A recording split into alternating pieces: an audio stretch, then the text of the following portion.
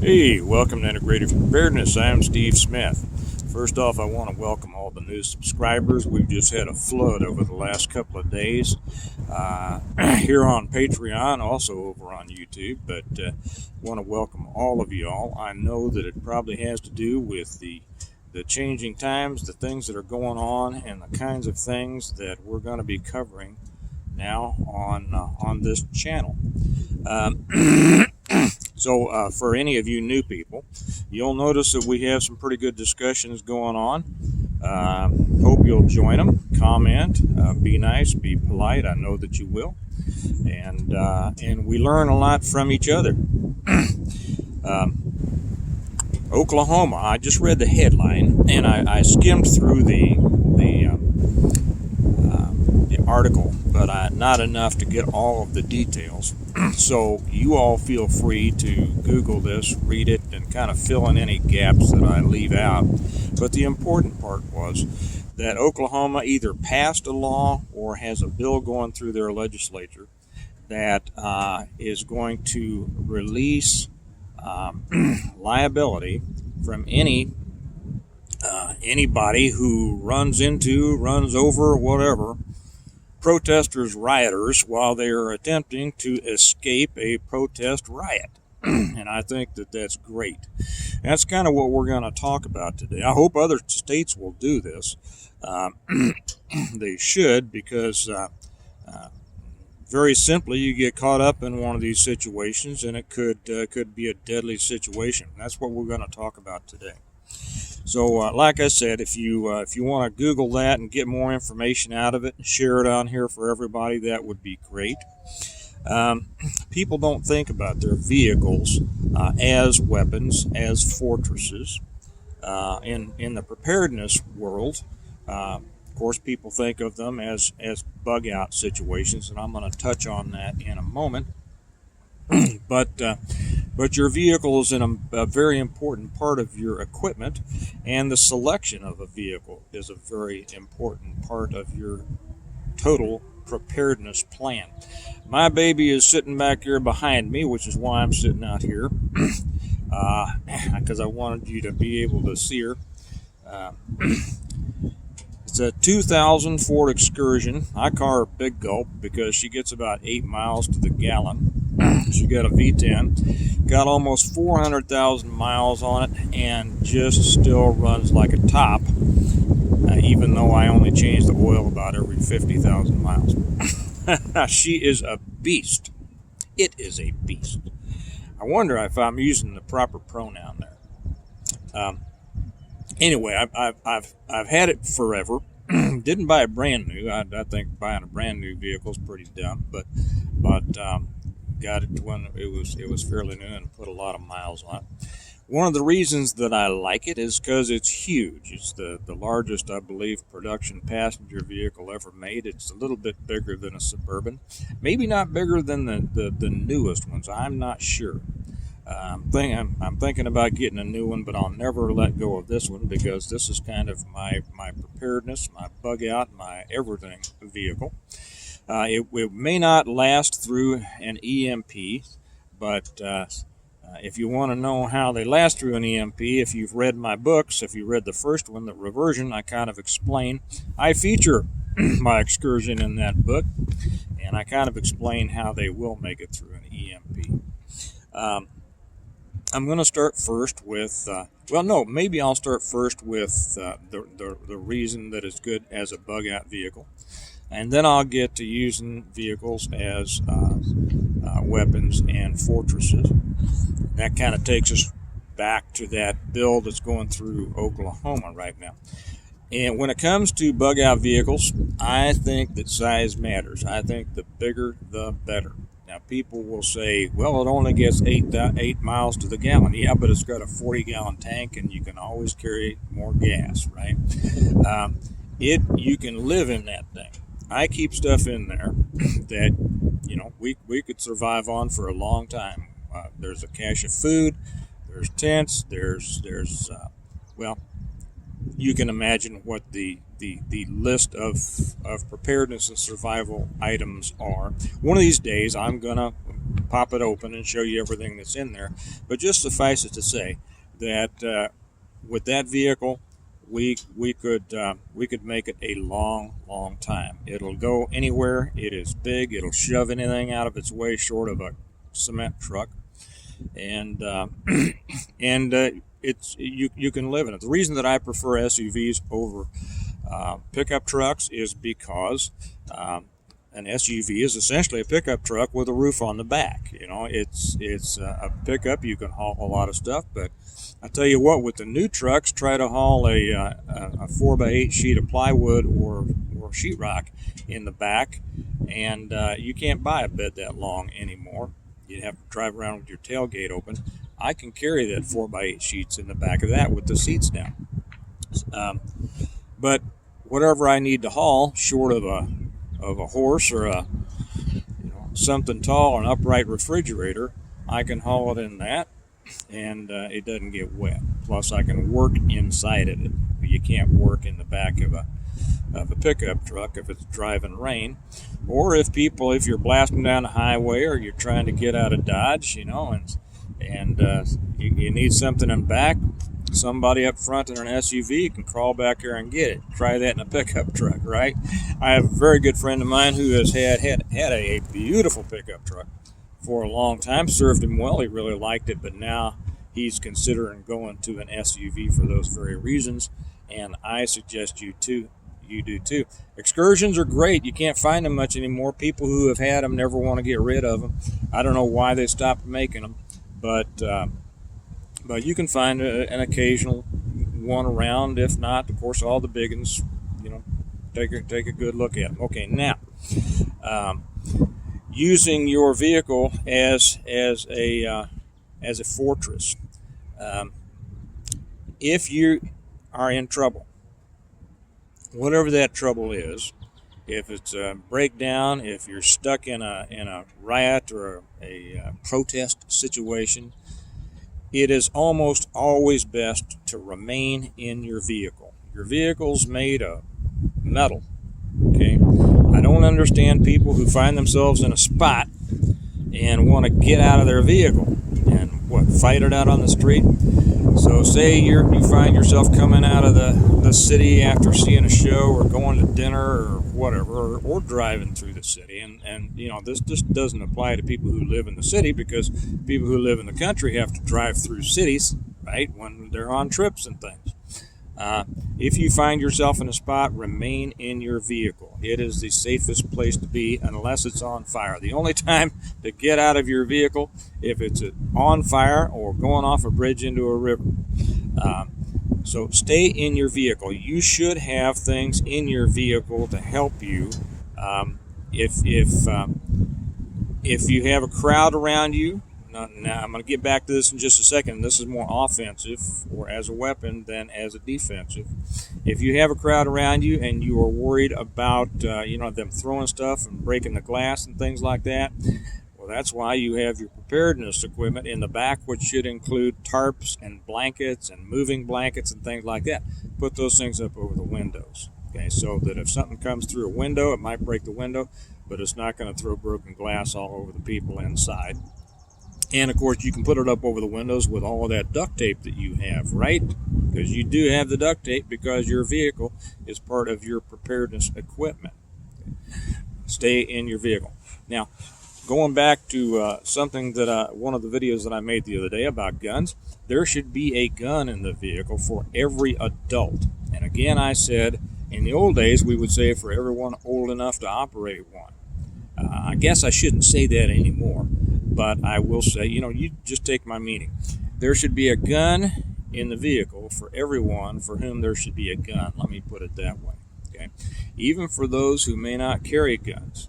It's not a bad idea because you should have multiple guns. If you're going into the city and you and your wife are headed in and you're taking another couple with you, and you know that they don't carry, well, there's nothing wrong with you throwing in extras for them. They don't even need to know about it. But if you find yourself in the middle of a real problem, wouldn't it be nice to say, hey, anybody who's up to it, I have a tool for you to help us with a situation. So I'm a big believer in have a gun for every person in the vehicle who is able to use it. Okay.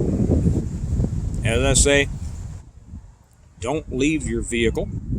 If you're going through, and now we're going to start going into the use of it as an offensive tool, a weapon, if you will.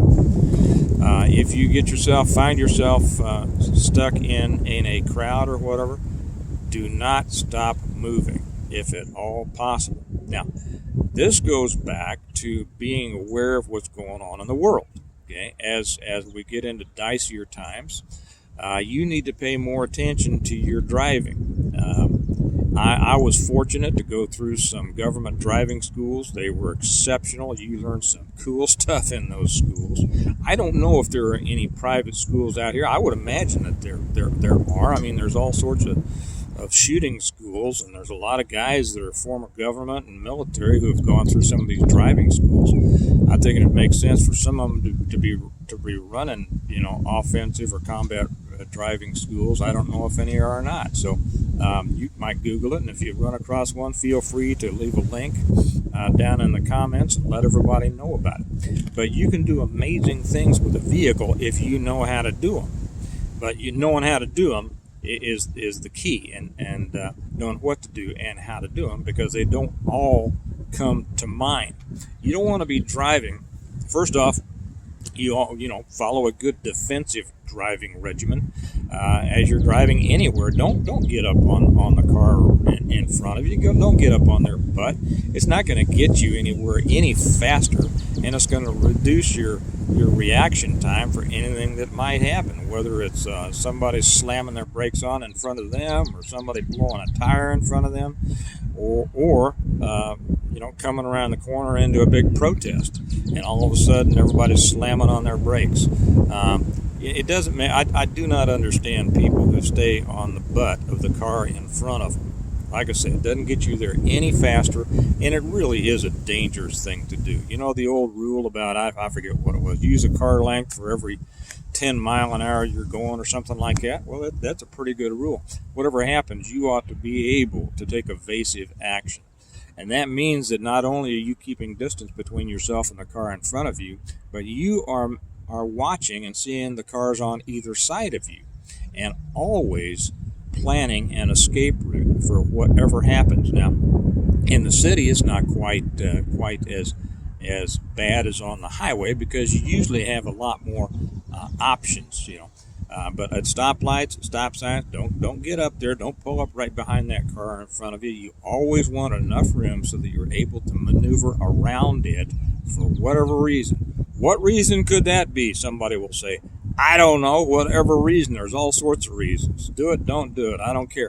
But if you want to be safe, then do it. It's just a smart thing to do. I usually encourage people to drive in the right lane on highways, even on these multi highways as you're going into a city. The middle lanes, you can get jammed up between other lanes of cars, and then you're stuck. And how are you going to get out of there? If you're in the left lane, if you're able to drive into a median, which usually anymore you're not because of the barrier walls, if you're able to do that, now you've got another 3, 4, 5, 6 lanes to cross to get through. So stay in the right lane of the direction that you're going, because if you see something happening up above, you're able to determine what it might be, slow down, decide what kind of action you need to take, and if you need to get off that road, you'll probably be able to find a place on a shoulder to get off that road and go across some ditches and grass and through fences or whatever, and onto a smaller road that you can get out of the area. And that's also why you want a big one like that, because it'll go through just about anything except a concrete wall. I don't have, I'm thinking about, I've thought about for a couple of years, just haven't done it, about putting a cage on the front. I just might do that as things get a little dicier here, because you never know, right? Using your car as a vehicle, using your vehicle, use your car as a vehicle and use your vehicle as a truck. Using your vehicle as a weapon I want to be careful with what I say here, but moving things out of your way that are posing a threat to you is a lot easier to do with a 6,000-pound vehicle than it is with your hands. I just say that. With your hands and a bad attitude, it can only get you so far. A big SUV will get you a lot farther through a crowd who's trying to stop you. Now, what these people rely on are they want to get in front of you. They'll throw paint at you. They'll throw paint on your windshield. They'll throw stuff at it. Now, so far, none of them have come out with stop strips, but I wouldn't be surprised if that's in their mind pretty soon. But if you just keep moving at whatever rate it takes to keep going through the crowd, you'll find that most of them are not willing to lay down in front of your tires and stop your vehicle. Now, there are some who will. They're crazy, but for the most part, they rely on the fact that most people do not want to take the chance. Most good people do not want to take the chance of hurting somebody. The people will say, I don't want to hurt an innocent person. Well, these people are trying to stop you, and you have no idea what they're going to do with you and your family in there if they get you stopped. All of a sudden, your windows explode, hands are reaching in there and grabbing you all by the hair and pulling you and your wife and your kids out. You don't want that, okay? So you keep moving as much as you can and don't stop. That's what this law relieving escapees of riots of liability is all about. So study that, I suggest. I'm going to go back and read it in more detail. But regardless of what the law says, do you want to defend yourself in court, or do you want to be dead? Okay, or do you want one of your kids to be dead? And more people are killed by accident than on purpose. Many times these groups, these riots, it's not that they intend to hurt people on purpose. They just want to cause a whole lot of problems. Now, some do. Just ask Reginald Denny, right? But others don't necessarily. But a lot more people get hurt by accident than on purpose. And think about how you're going to feel for the rest of your life if one of your kids or your wife or your husband or something like that, gets killed or seriously maimed for life, and that could happen. So keep on moving. If you have to stop, that's the time to go back, use your vehicle as a fortress, and that's where your gun is out. You are watching the windows. You are huddled down. You are ready to go whenever you can. If a break in the crowd comes, you are ready to go. But until that, your eyes are on the crowd, what's coming, and your gun is in your hand. Okay. There's a lot more that can be said about this, but I think that's pretty much covered the basics. I know a lot of you guys are going to have good ideas, good comments, some questions that you put down in the comments. So please do that. Help each other learn. We have a lot of other law enforcement on here. I've been out of the game for a long time, but I know we have a lot of other law enforcement on here. Contribute. Let people know, and military. It's just that military are more not quite as involved usually in urban problems like is what is going on now, but some are. So whatever your background, whatever your experience, contribute, and you others out there, go in and ask questions. I bet you'll get some good answers, and then do some thinking on your own. So the selection of a vehicle is very important. The mental preparedness, thinking about what you would do in different situations, is very important. The war gaming it, the constant checking yourself. What would I do if this happened here? How about here? How about here? How about here? Make it a game, and you will find that you start thinking that way, and that's exactly how you need to think. So I'm going to leave it there. Wish you all a good day. Remember that we prepare well today in order to live well tomorrow. And vehicles, one of the most important pieces of our preparedness and survival plan. You all have a good day. I'll talk to you later. Bye-bye.